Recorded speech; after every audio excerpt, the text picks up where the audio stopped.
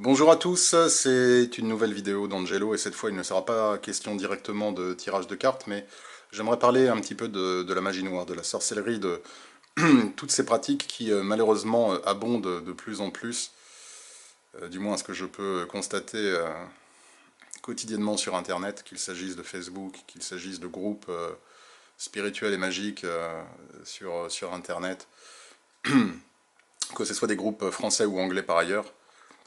Puisque je fréquente aussi pas mal de groupes anglo-saxons.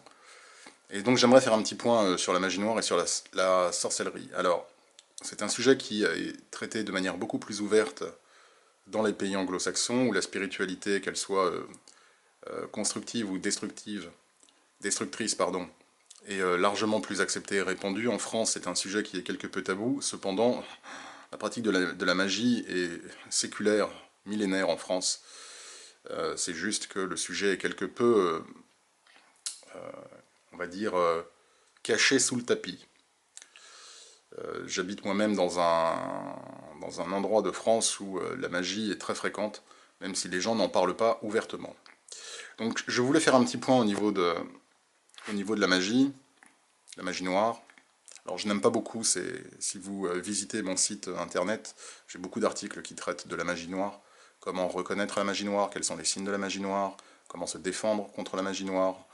Je n'aime pas beaucoup ces couleurs que l'on attache à la magie. La magie elle n'est d'aucune couleur. Ce serait comme dire qu'un couteau est maléfique parce qu'on peut tuer avec un couteau. Non, ce qui tue avec un couteau, c'est l'intention derrière le couteau. Ce n'est pas le couteau en lui-même. Enfin oui, bien sûr, le couteau tue, mais un couteau est un objet neutre.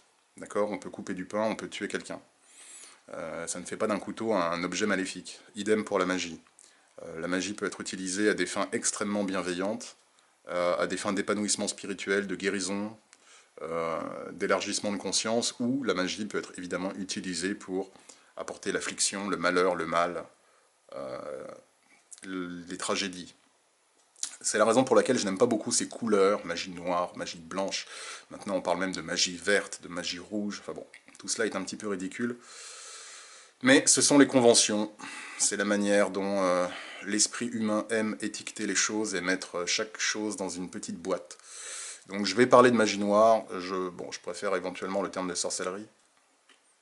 Mais voilà, sachez juste que si je continue à parler de magie noire, c'est pas forcément que je cautionne l'utilisation de ces couleurs, mais ça permet en tout cas au discours d'être beaucoup plus clair. Donc oui, la magie noire, la sorcellerie existe. Euh, je sais que beaucoup de personnes peuvent être suspicieuses, ne croient pas en ces choses-là. Il y a une légende urbaine qui dit que tant que l'on ne croit pas à la magie noire, rien ne peut nous arriver. Cette phrase est juste fausse. On n'a pas besoin de croire à la magie noire pour avoir des énergies négatives qui se manifestent dans votre vie. C'est comme si vous disiez je ne crois pas à la maladie. Eh bien, si vous ne croyez pas à la maladie, ça ne vous empêchera pas dans votre vie de tomber malade, d'avoir un rhume, d'avoir des problèmes de santé. Donc le fait de ne pas croire à la magie noire ne vous en protège pas, d'accord? C'est le premier mythe que j'aimerais justement démystifier. La magie noire existe et elle existe tous les jours. Elle est pratiquée tous les jours, à un niveau conscient ou inconscient. Nul besoin de porter une robe de magicien et d'appeler les démons de l'enfer pour pratiquer de la magie noire. Il suffit tout simplement de nourrir, par exemple, de manière constante, intense et répétée, des sentiments négatifs envers une personne, et vous lui enverrez des énergies négatives qui se manifesteront au bout d'un moment dans sa vie. D'accord? La magie noire, malheureusement, pour beaucoup, est la solution quand en réalité, elle n'apporte que des problèmes supplémentaires. J'ai beaucoup de clients qui, par but de vengeance, par exemple, et le cas le plus fréquent est lorsqu'un des partenaires met fin à une relation sentimentale et retrouve quelqu'un d'autre. Le partenaire qui a été éconduit envisage de pratiquer de la magie noire pour évidemment se venger. La magie noire répond très souvent à un besoin de vengeance qui, en tout cas selon moi, n'est pas justifié. Plus vous resterez dans des sentiments négatifs de haine, de colère, de vengeance, de rancune, d'amertume, de jalousie, d'envie, plus c'est vous-même que vous allez blesser petit à petit, en maintenant dans votre esprit, dans votre cœur, dans votre corps, des énergies destructrices qui, au final, se manifesteront justement par des maladies. Alors je sais que c'est plus facile à dire qu'à faire, parfois on est extrêmement heurté dans la vie et on n'a qu'une envie, c'est justement se venger. Et pour un peu qu'on commence un petit peu balbutier en magie, que l'on s'y connaisse ou pas, il est très facile de se dire, bon ben ok, très bien, je vais envoyer tel et tel démon, tel et tel esprit sur cette personne, comme ça il va apprendre sa leçon. C'est un mécanisme malheureusement humain qui n'est pas celui qui, d'une part, vous permettra de vous sentir mieux, d'autre part, vous ouvrirez vous-même à de nombreux problèmes, parce que la plupart du temps, les gens qui envisagent de pratiquer de la magie noire ne savent pas ce qu'ils font. Ils pratiquent de la magie noire sans guidance, sans connaissance, et les résultats et les conséquences sur leur propre vie sont très souvent désastreuses. Maintenant, j'aimerais quand même axer plutôt cette vidéo juste pour vous faire savoir que j'ai énormément de demandes, j'ai beaucoup de gens, que ce soit des clients étrangers ou des clients français, parce que j'ai plusieurs sites, j'ai un site en anglais et j'ai un site en français. Je suis donc amené très fréquemment à vérifier au moyen de la divination si une personne est affublée et victime de magie noire. J'ai énormément de personnes qui viennent à moi. La plupart du temps, il n'y a pas de magie noire. D'accord? Il faut comprendre que la vie comprend des hauts et des bas et que l'on peut très bien vivre des mois, des semaines, des années même des fois à expérimenter de la malchance sans qu'aucune magie noire ne soit en cause. C'est simplement les aléas de la vie. Parfois on mange son pain blanc, parfois on a des périodes de pain noir et cette période de pain noir peut durer un certain temps. Mais la plupart du temps, les gens se demandent si ce n'est pas à cause de la sorcellerie ou de la magie noire, et c'est la raison pour laquelle je propose ce service de pouvoir identifier à l'aide des cartes. Alors j'utilise la plupart du temps des cartes à jouer. Je peux être également amené à utiliser l'oracle de la Sibylle, qui est également excellent pour déceler les énergies négatives. Donc c'est la raison pour laquelle j'ai voulu mettre à disposition des gens ce service pour qu'ils sachent si oui ou non ils sont bien victimes de magie noire. Et à côté de ces gens qui viennent vers moi pour vérifier et à qui j'indique non, vous n'êtes pas victime de magie noire, il y en a effectivement quelques-uns qui effectivement le sont. Parce qu'une fois de plus, la magie noire, la sorcellerie sont des choses bien réelles. Et j'en parle en connaissance de cause, d'une part parce que j'ai été amené à côtoyer et à fréquenter des mages noirs extrêmement puissants, et j'ai pu voir un petit peu comment ils pratiquaient. Donc j'ai été, si vous voulez, de l'autre côté du miroir, non pas en tant que pratiquant, mais en tant que spectateur. J'ai donc pu voir un petit peu ce qu'il était possible de faire en sorcellerie, et comment il était possible de le faire.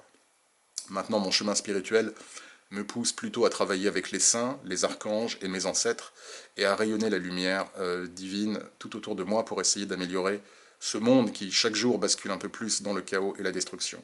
Donc ce n'est pas une pratique qui m'intéresse, bien au contraire. Mais parce que j'ai été amené à côtoyer des mages noirs, j'ai pu voir effectivement ce qu'il était possible de faire. Donc la magie noire, oui, la sorcellerie existe. Le conseil que j'aurais tendance à donner généralement aux gens, si vous commencez à suspecter que vous puissiez possiblement être victime de magie noire, ça fait beaucoup de conditionnels, beaucoup de conditions, plutôt que de vous mettre martel en tête à vous dire je suis sous l'influence d'un maléfice, c'est terrible, euh, ayez la vérification.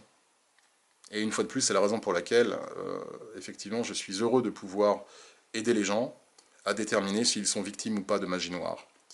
La magie noire, néanmoins, même si la plupart du temps, en tout cas dans de grandes proportions, les clients qui viennent à moi, je suis amené à les rassurer, à leur indiquer qu'il n'y a pas de magie noire.